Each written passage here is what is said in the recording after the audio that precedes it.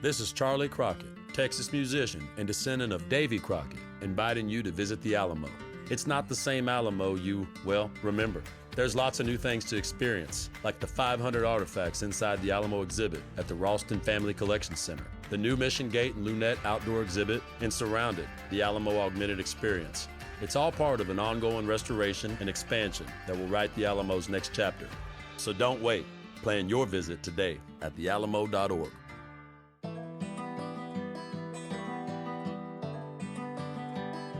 Stories Bigger Than Texas, the Alamo Podcast. December 1835, trust is breaking down between Texas revolutionaries and sympathetic Mexican federalists.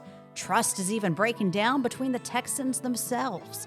Today we reveal the controversial choice to try a second time to take the fight down to Mexico, how it changed the course of the Texas Revolution, and unknowingly set the stage for the fateful loss at the Alamo. I'm your host, Emily Balcom.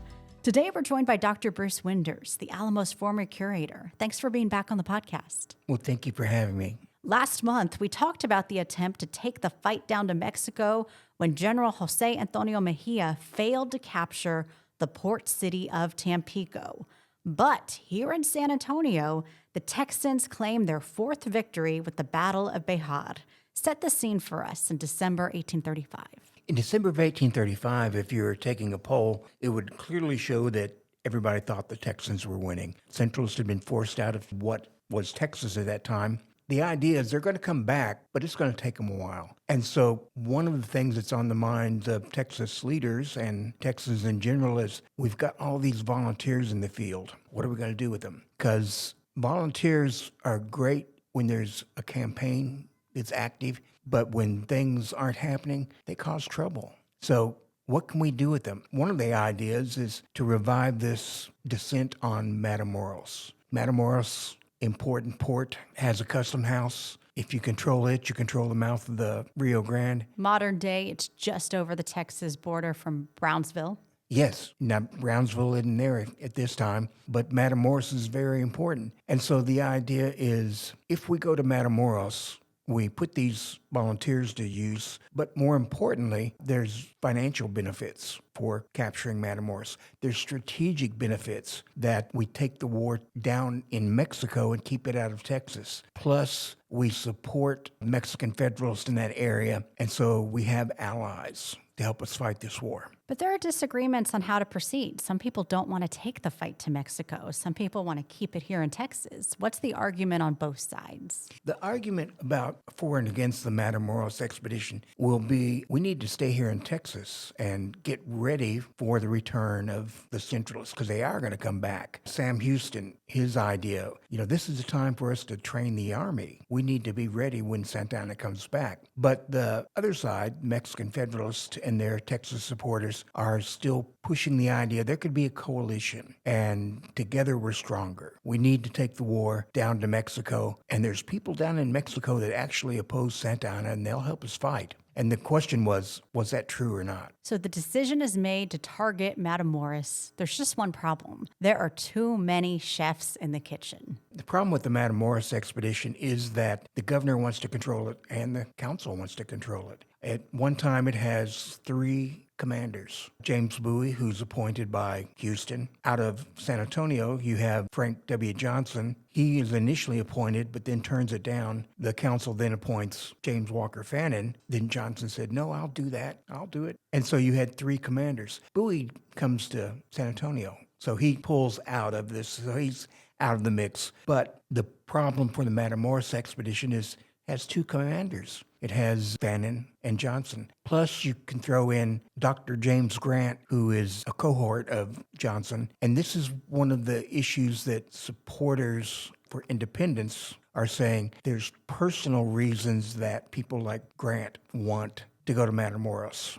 That for people like James W. Grant, he holds land grants that are at risk if the war is not successful. And so he's accused, and others are accused of wanting to use the Matamoros expedition to, in a sense, feather their own nest. They've got skin in the game. They've got skin in the game. Meantime, Texan forces have captured the Alamo and are fortifying it.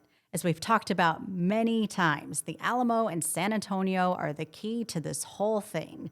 Yet the decision to launch a campaign against Matamoros strips the Alamo of men and supplies. The Alamo suffers because of the Matamoros expedition. What had happened is in late December, you had several hundred volunteers agree to stay and garrison the town. But again, these are volunteers, and they're offered a better deal by Johnson and Grant. Would you rather stay here and do garrison duty, or do you want to do something adventuresome? And there may be spoils of war, so let's go to Matamoros. So Grant, while Johnson's away, he leads several hundred of the volunteers from San Antonio, but it's not just taking them in. He also takes much of the supplies and the foods and leaves San Antonio, I won't say defenseless, but nearly defenseless, which causes James C. Neal to write the governor and to write the general counsel and say, we've been stripped of men and supplies. We need reinforcements. And so this really is an event that starts the idea of, are we going to reinforce the Alamo or not? And as we mentioned,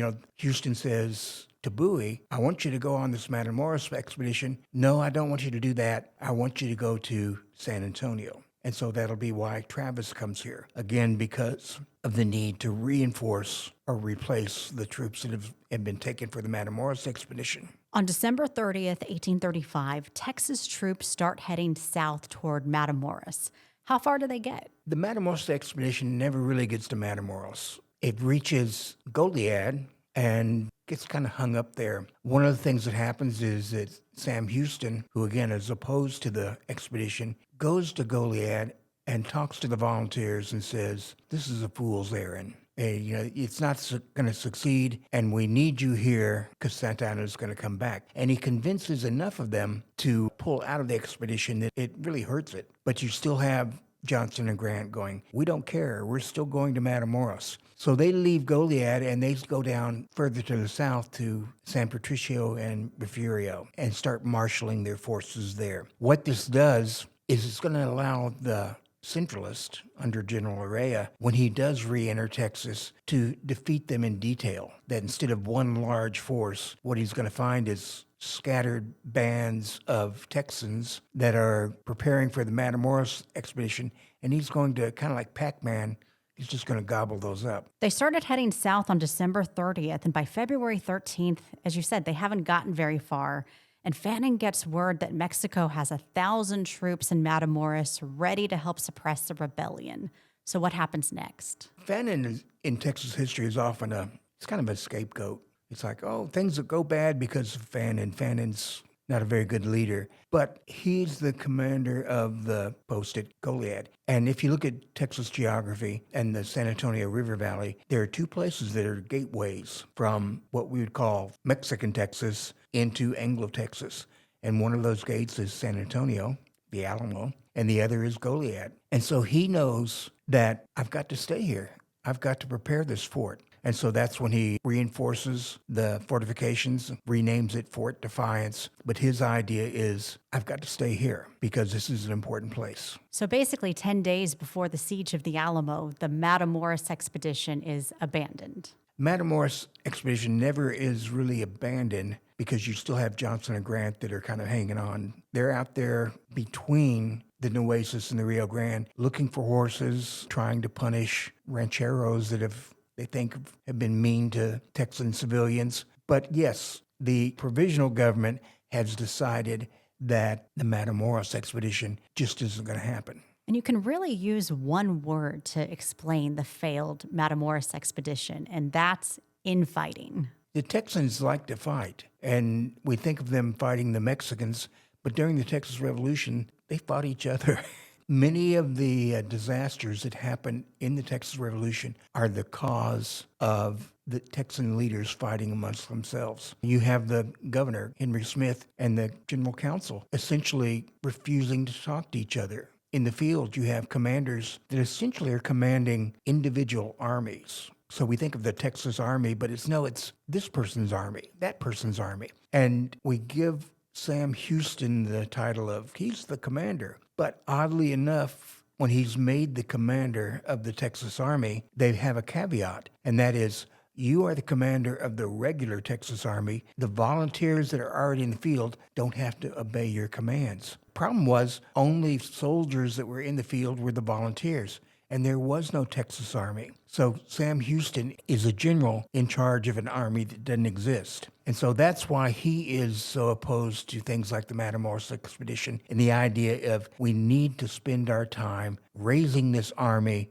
training this army, being ready for the return of Santa Anna. And Dr. Winders, you believe that if you understand the Matamoros expedition, you understand why the Texas Revolution progressed the way it did. What do you mean by that? If you study the Texas Revolution and you just go, well, there was the Battle of Gonzales, the Battle of Alamo, and then there was the Battle of San Jacinto, you get this very truncated story, kind of like we go from point A to point B to point C. But what's happening in South Texas is shaping what's going to happen to the Alamo, shaping what's going to happen post-Alamo. We talked about Fannin being a scapegoat. And, why didn't he send his troops up to San Antonio? Why didn't he relieve the Alamo? Well, he started an expedition, but the same time that he starts this expedition, crosses the river, wagons break down, they spend the night, they get up in the morning, he's gotten word that Urea is on his way to Goliad. And so part of the decision is,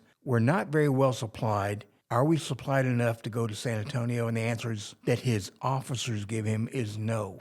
And the decision is, we need to stay here in Goliad and protect Goliad. So what's happening is going to affect what happens at the Alamo. And also at this point, the Texans go from this idea of restoring the Mexican Republic and remaining a state within Mexico to fighting for full-on independence. One of my favorite things from the Texas Revolution is a man who's writing about this time period. He's writing in January, February, and he's saying, things are a mess. It's total chaos. But in the first part of March, we're going to have a convention, and things will be settled. And that's what's happening in Texas at the 1st of 1836, is people are waiting for that convention to happen that happens on March 2nd, the Declaration of Independence. The idea is we'll get our house in order then, and then we'll be able to decide what we need to do about Santa Anna. Problem is, Santa Anna is not on that timetable. He arrives before. It throws everything that has been in chaos even into further chaos. And as you've said, between the infighting over the Matamoros expedition and stripping the Alamo of resources, the stage is being set before our eyes for the decisive loss just a few short weeks later at the Battle of the Alamo. I think you can safely say that had it not been for the Matamoros expedition, things at San Antonio would have turned out different. We don't know how they would have turned out, but it certainly would have turned out different because you'd had more men, you had more time to prepare. More food, more supplies. More food. As we've talked about on the podcast, you see Travis writing letter after letter after letter to whoever he thinks will listen to him, begging for help. And maybe he wouldn't have had to do that if the Matamoros expedition hadn't taken place. But as a counterpoint, you may not have had James Bowie here or William Barrett Travis. So it's a hard thing to kind of quarterback history and go, well, what if this had happened? Because you never know. And they didn't know in the moment. They did not know.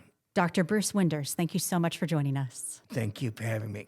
Be sure to check out the podcast notes. We've linked to an essay from the Texas State Historical Association that provides some more background on the decades of politics leading up to the Matamoros expedition. You've been listening to Stories Bigger Than Texas, the Alamo Podcast.